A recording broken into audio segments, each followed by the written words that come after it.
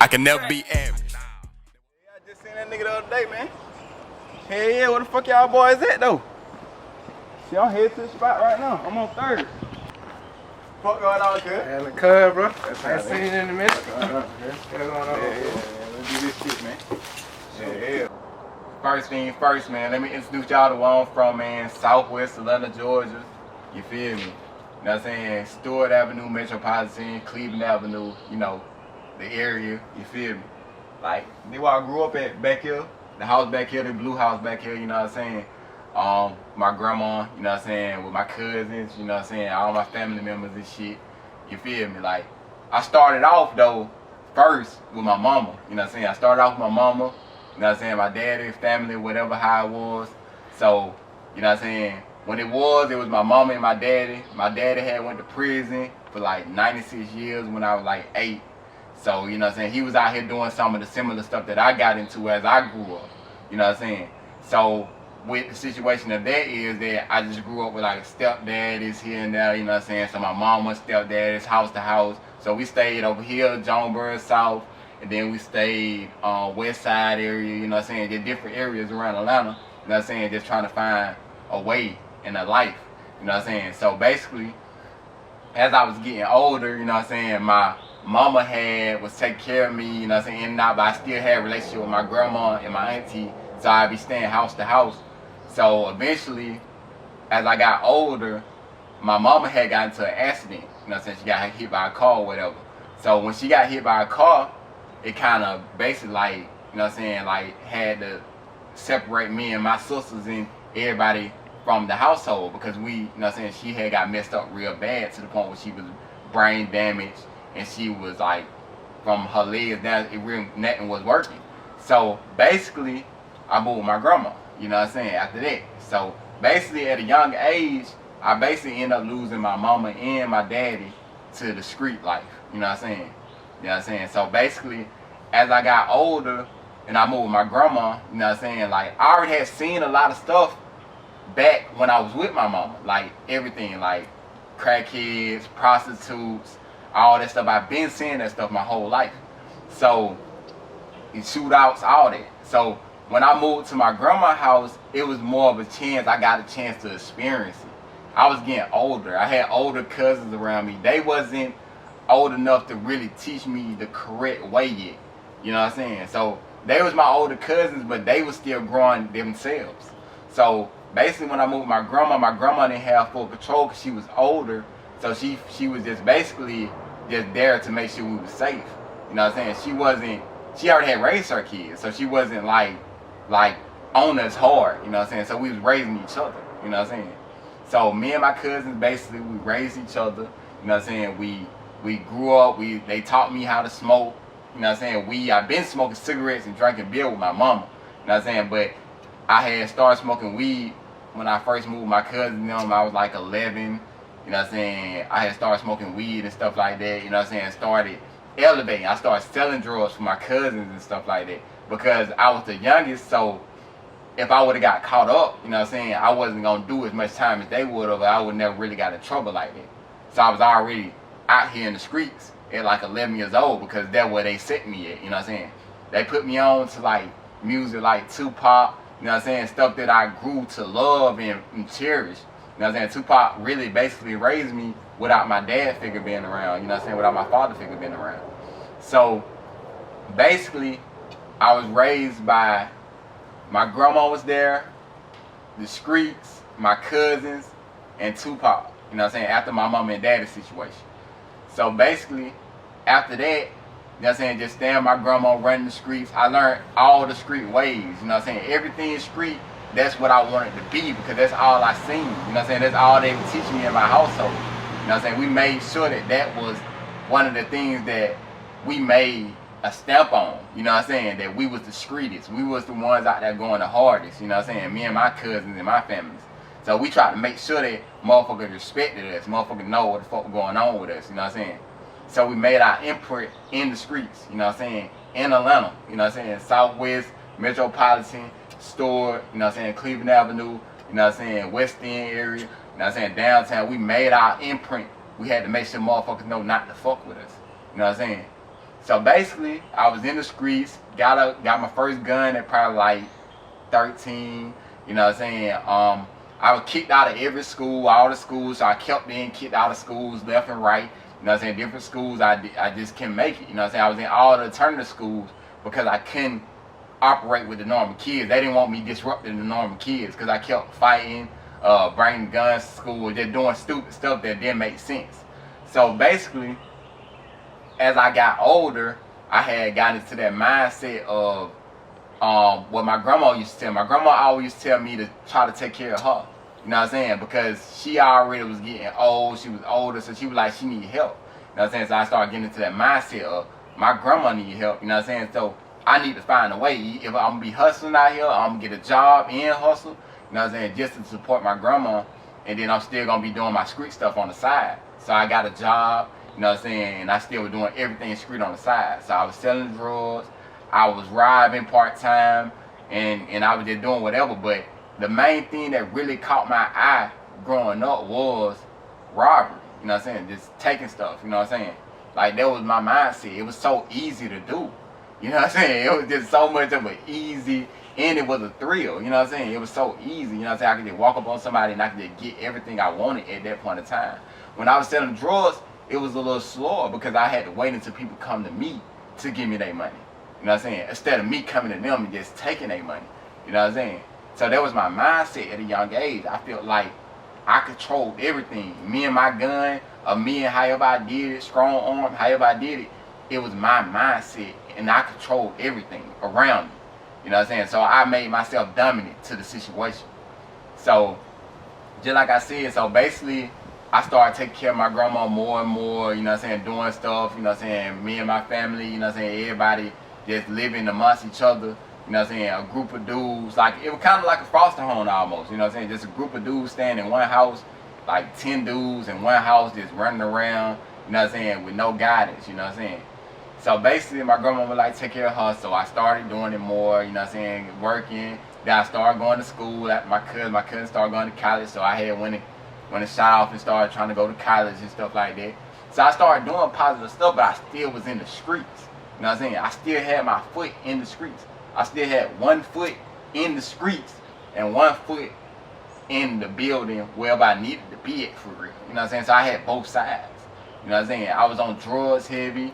You know what I'm saying? I did like Xanax pills and smoked weed and, you know what I'm saying, and drank Red Bulls and just used to trip out. You know what I'm saying? On Miley and all that, I usually trip out. You feel me? So one of them days when we didn't have much to eat, you know what I'm saying, at the house, you know what I'm saying, we were down bad, we didn't have nothing. You know what I'm saying? I had to make something happen. So continue the story, this is what I made happen. In order to feed my grandma and take care of my family, there's certain things that I had to do, you know what I'm saying? When I was out here taking stuff, you know what I'm saying, I was taking stuff for a reason at times. Sometimes it was stupid, but most of the time it was a reason. You know what I'm saying? I was out here doing stuff to make sure that I ate, my family ate, you know what I'm saying? Certain stuff was brought to the table that needed to be brought to the table, you feel me? So I seen a dude who was bringing stuff to the table. He had money, you know what I'm saying? He making purchases, he making transactions, you know what I'm saying? He had the bags and everything. So I pushed up on him, you feel me? So I was walking his way, you know what I'm saying, towards the bus stop. I seen him over here, you know what I'm saying, with the bags and everything. You know what I'm saying? So I pushed up on him. I pulled out my $5, like, hey bro, go ahead and get it up, you feel me? So Brad went to give me everything, give me bags, shit like that. So as I turned around to go, everything just went left, you feel me? Like everything went completely left. And then all I remember is like the gun and everybody, like shit that was crazy, man. Like after everything went down, man, all nigga heard was sirens, you know what I'm saying? So I hit through the cut, I'm gone through the cut, you know what I'm saying? Trying to make my way through the neighborhood, back to my street on the other side of the cut. I already knew the trouble I was gonna be in if I would've got caught up, you feel me? So I had to get through the apartment as fast as I can, so I'm going through the pavilions, headed to the third, where I'm from, shit like that. Man, shit that got crazy, like in the blink of an eye, you feel me? Like, yeah.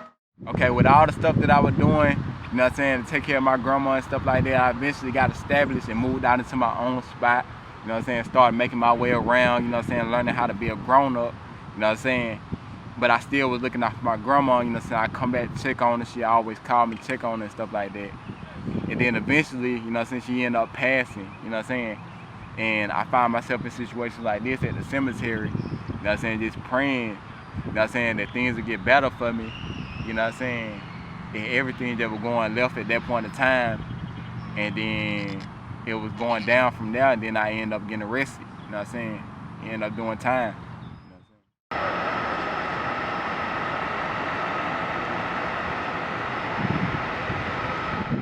So after I got released from prison or whatever, you know what I'm saying, I started working hard on my dreams and stuff that I really wanted to accomplish, you know what I'm saying. Like, I had went traveling the world, seeing different things, you know what I'm saying. I went to Miami for the first time, you know what I'm saying. I had never left my city, you know what I'm saying. You know what I'm saying, and experiencing being locked up, caged up in a box, you know what I'm saying, not being able to do much. I kept hearing stories about people who have left the city or who wasn't from the city, you feel me?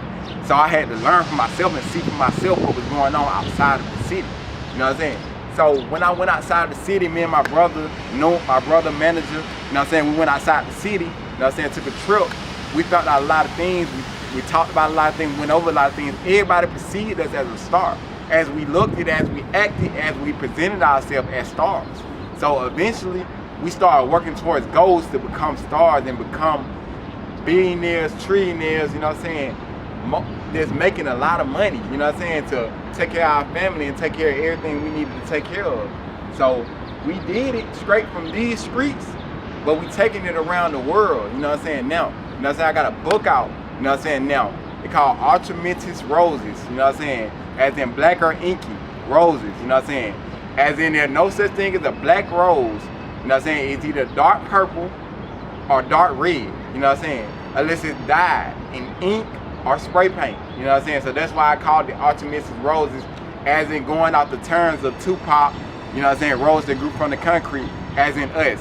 I feel like black is strong. I feel like black says something about dominance and strength. You know what I'm saying? When you in all black, whether you in a suit or whether you in a mask or a hoodie, you know what I'm saying, you still, you know what I'm saying, mean business, you know what I'm saying? And that's what I wanted to present, you know what I'm saying, us as a people that we mean business, you know what I'm saying, and we willing to make this happen. So within the book, you're gonna find out a lot about me, you're gonna find out a lot about happiness and overcoming a lot of obstacles that you might go through that I done been through before, you know what I'm saying? So all my young brothers, everybody who done been through it, you know what I'm saying? Like, you still can catch me out in the street, I'm still in the streets, you know what I'm saying? But I'm doing better things with my life, you know what I'm saying? So you still can see me, you still could come around, you know what I'm saying, doubt me up, however it is.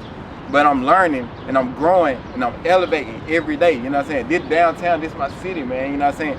And I done made it far, you know what I'm saying? I done did a lot for my community, as in giveaways. I'm going to show y'all a little bit about the giveaways, man, how I made them happen, you know what I'm saying? It didn't take much, man, it take the average person to get it done, you know what I'm saying? That's why I want to show and broadcast that the average person can do this, you know what I'm saying? So basically what I did was, in the summertime, when I did the summertime giveaway for the kids, you know what I'm saying, I did the ice cream and stuff like that. So basically I had did 18 of these for like $269, you know what I'm saying? And basically I had it's just $269, you know what I'm saying? 18 kids right there. I don't think they care. And I did probably like a 12 pack of these, you know what I'm saying? Ice cream sandwiches, which was $229, you know what I'm saying? And basically that's 12 kids, so that's 30 kids, you know what I'm saying? I made their day, made them happy, made them smile just off a $5 bill, you know what I'm saying? And that's how you can do it as an average person, you know what I'm saying? Make the kids smile, make them see what the kids, you know, giveaway for the kids, man. You know what I'm saying? A little giveaway, man, you know. We're trying to fly for the people.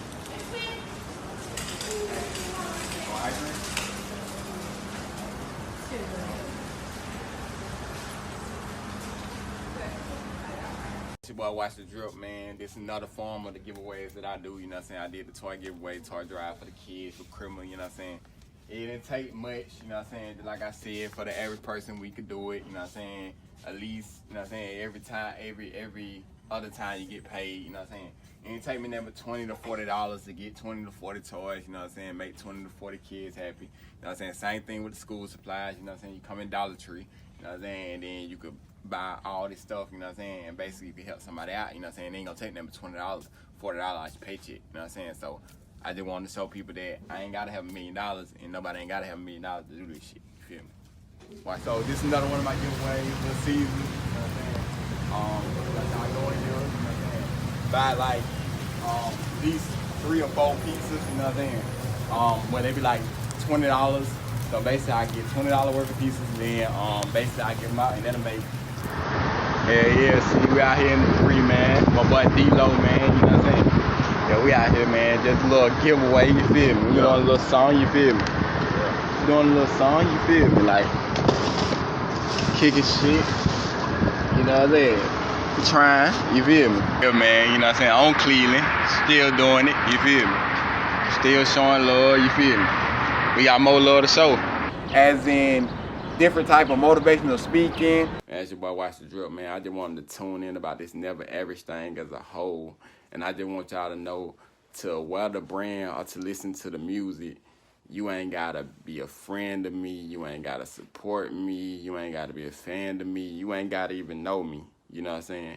Never average is about how you feel and what you see in the mirror when you wake up in the morning and put on your clothes and head for the world, you know what I'm saying? Never average is about self-motivation, self-confidence, self-love, you know what I'm saying? And it's about you, you know what I'm saying? And if you feel as though you are average, then this video may not have nothing to do with you. But if you feel like you're never average, then you could wear the clothing or you can listen to Average on all platforms by Watch the Drip. I'm saying 100. Never average. Atlanta shit. Never average. Look at it. Never average. Never average. Yeah, swing it. Get y'all some drip, okay? Watch the fucking drip. Christie's.world. Watch the drip, man. I'm immaculate. I'm iconic. Incredible. Really? Better than better. Better than better. Top 2 and not 2. Top 2 and not 2 at this point. Okay. But yeah, like I said, okay, well, I do a lot of stuff in the city, you know, so I got a clothing line, I got a book, got music, I do modeling, all types of stuff. And my clothing line is about never being average.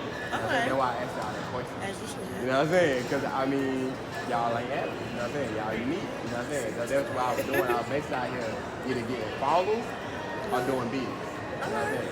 The clothing line, I got never average, City Girl Pink, and I got slime, green, and black right now in stock right now. But at the end of the day, like I said, I got a book coming out too, so y'all follow me on Instagram, follow y'all back. You know what I'm saying? All type of stuff I done in my city to perfect it and make it better for my city, you know what I'm saying? To raise up my youth and to raise up the people who are older than me that might not catch on to it until late, you know what I'm saying? So that's the main thing that I've been doing in my life, you know what I'm saying? Atramentous roses, man, y'all gonna get that, man, you know what I'm saying? It's real deep, it got a lot of deep stories in it, you know what I'm saying? Like, a lot of detail, you know what I'm saying? Like, you'll be surprised with the stuff that you'll find out about me and my life throughout that book, you know what I'm saying? So I really like y'all to check that out. Atramentous Roses by Cartell. Okay. Thank you. So, will you point to the chest for me, Miss Donna? So right there where her little arrow is, that's the chest. And that's where we should see the heart moving. And we don't see anything moving.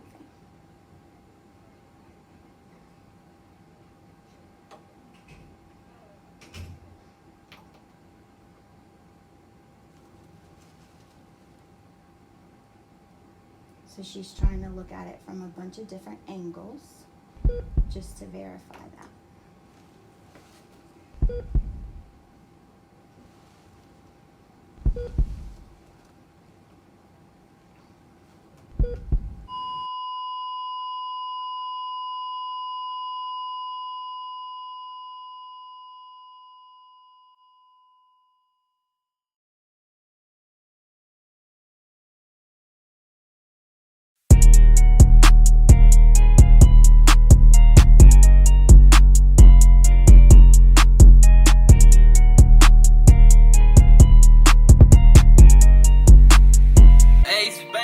I can never be average. That's why I'm always flashing. Pop my shit and make these basic hoes the maddest.